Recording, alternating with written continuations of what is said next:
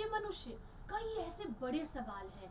आखिर पृथ्वी का खात्मा हो जाएगा या फिर सिर्फ मनुष्यों का ही होगा खात्मा? आखिर क्यों है इस तरीके के सवाल हमारे और आपके जहन में? अगर है तो इसका समाधान क्या है, ये बहुत जरूरी है जानना। नमस्कार, मैं हूं शशिप्रिया और आप देख रहे हैं नेक्स्ट 9 न्यूज। मनुष्यों का अंत क्या होने वाला है और कब होगा मनुष्यों का अंत? तो चलिए हम आपको दिखाते हैं एक बहुत ही खास रिपोर्ट। इस रिपोर्ट को देखने के बाद आप अंदाजा लगाइए कि आखिर कौन सी ऐसी वो महत्वपूर्ण वजह है जिनकी वजह से मनुष्यों का हो जाएगा पृथ्वी से खात्मा।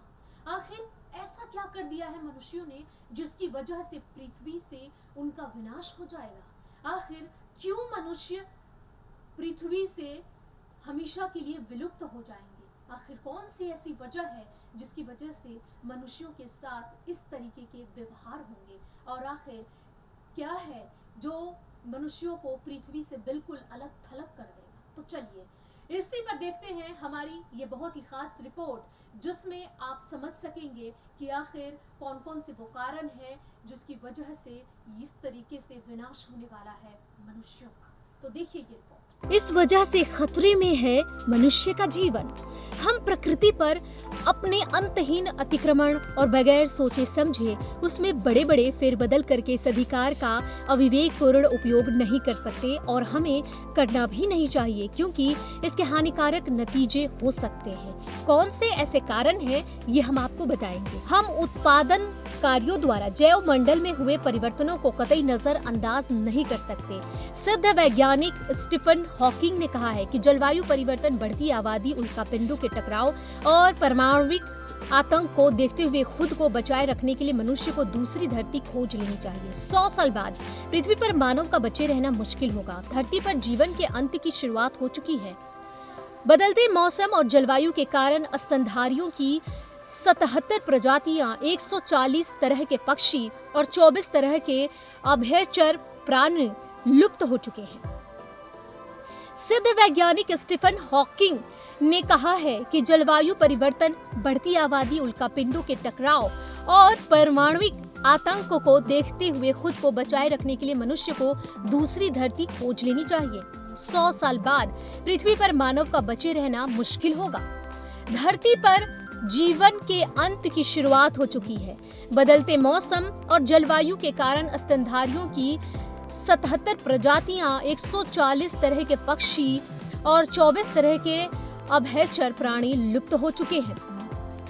ये बात भी सिद्धांततः सच है कि अंततः सारी जैविक प्रजातियां विलुप्त होंगी। इसमें मनुष्यों के विलुप्त होने का अनुमान है, पर पिछली शताब्दी के उत्तरार्ध और इस शताब्दी के शुरुआती दशक में भूतपूर्व वीरान क्षेत्रों में मनुष्य की बस्तियां बस जाने, जहरीले पदार्थों के व्यापक उपयोग और प्रकृति के निर्माण शोषण की वजह से जातियों के विलुप्तीकरण की दर तेजी से बढ़ रही है और जातियों प्रजातियों के क्रम विकास की दर के मुकाबले अधिक हो गई है। पिछले 2000 वर्षों में जो जातियां विलुप्त हुई उनमें आधे से अधिक 1900 के बाद हुई हैं। जैविक विदों की मान्यता है कि पिछले 350 वर्षों में प्रति 10 वर्ष में प्राणियों की एक जाति या उपजाति नष्ट हुई।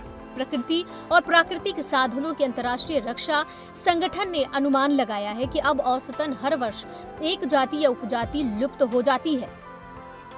इस समय पक्षियों और जानवरों की लगभग 1000 जातियों के लुप्त होने का खतरा अभी बना हुआ है।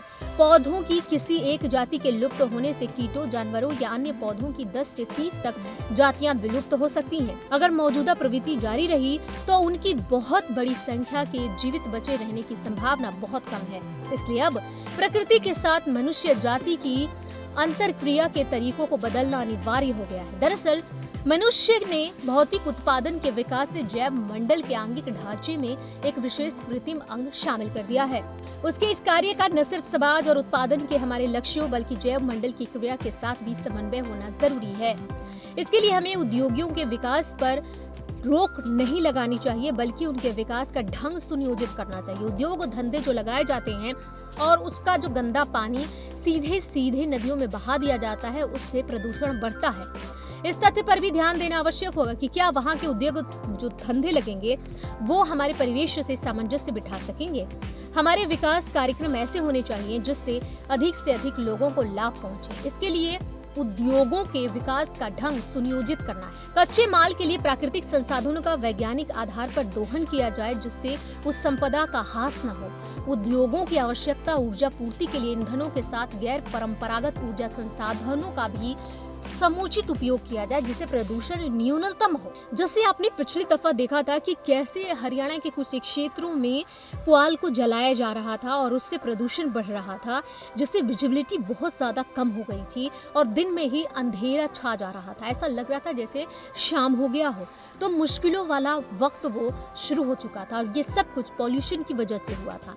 इसी तरीके से जब हम पॉलिथीन का इस्तेमाल करके फेंक देते हैं तो उसे आवारा पशु खा लेते हैं जिससे उनकी मृत्यु भी हो सकती है और वो पूरी तरीके से गलते नहीं है मिट्टी के साथ संयोग करके, जिसकी वजह से कई तरीके की बीमारियां होती हैं। हमारे विकास कार्यक्रम ऐसे होने चाहिए जिनसे अधिक से अधिक लोगों को लाभ पहुंचे, न कि हानि पहुंचे।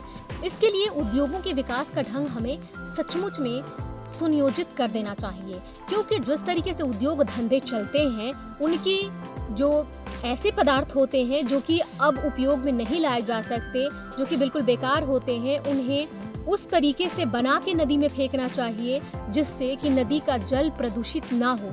लेकिन कुछ कंपनियां ऐसा करती हैं कि जैसे ही वो अपशिष्ट पदार्थ निकलते हैं उनके कल कारखानों से, उन्हें सीधा सीधा बहा दिया जाता है जिससे नदी का पानी पूरी तरीके से प्रदूषित हो जाता है। उसमें रहने वाले जीव जंतु सब मर जाते हैं।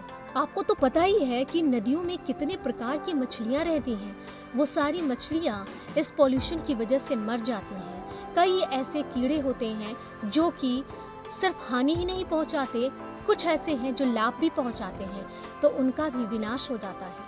जरूरी नहीं है कि हम अपने विकास में ये भूल जाएं कि जो छोटे छोटे जीव हैं वो कैसे जीवित हैं। कुछ ऐसे जीव हैं जो इन नदियों में रहते हैं, रचते हैं, बसते हैं और वहीं पर उनका विकास भी होता है। लेकिन जब उसमें पॉल्यूशन छोड़ा जाएगा तो उनकी मृत्यु हो जाएगी। हम उत्पादन कार्यों द्वारा जैव मंडल में हुए परिवर्तनों को कतई नजरअंदाज नहीं कर सकते। इसलिए जरूरी है कि हम जीवन प्रणाली के विभिन्न तथ्यों पर अपने प्रभाव को सावधानी से देखते रहें। मौलिक प्राकृतिक पर्यावरण को मनुष्य की आवश्यकता के अनुसार रूपांतरित करना और विनाशक प्राकृतिक शक्तियों जैसे भूकंप, टाइफून, चक्रवात, बाढ़ और सूखा, हिमानी भवन और चुंबकीय, सौर आंधियां, रेडियो सक्रियता, अंतरिक्षीय विकिरणों के विरुद्ध संघर्ष करना अनिवार्य है। पर ऐसे परिवर्तन केवल उन नियमों के अनुसार किए जा सकते हैं जिनसे जैव मंडल एक अखंड और स्वनियामक प्रणाली के रूप में काम करता और विकसित होता रहे।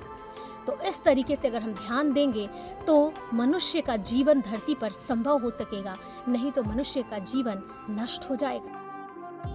नेक्स्ट 9 न्यूज़ के लिए शशि प्रिया सिंह की रिपोर्ट। हमारी रिपोर्ट आपको कैसी लगी? हमारा चैनल सब्सक्राइब कीजिए, बेल आइकन दबाइए, सुझाव दीजिए।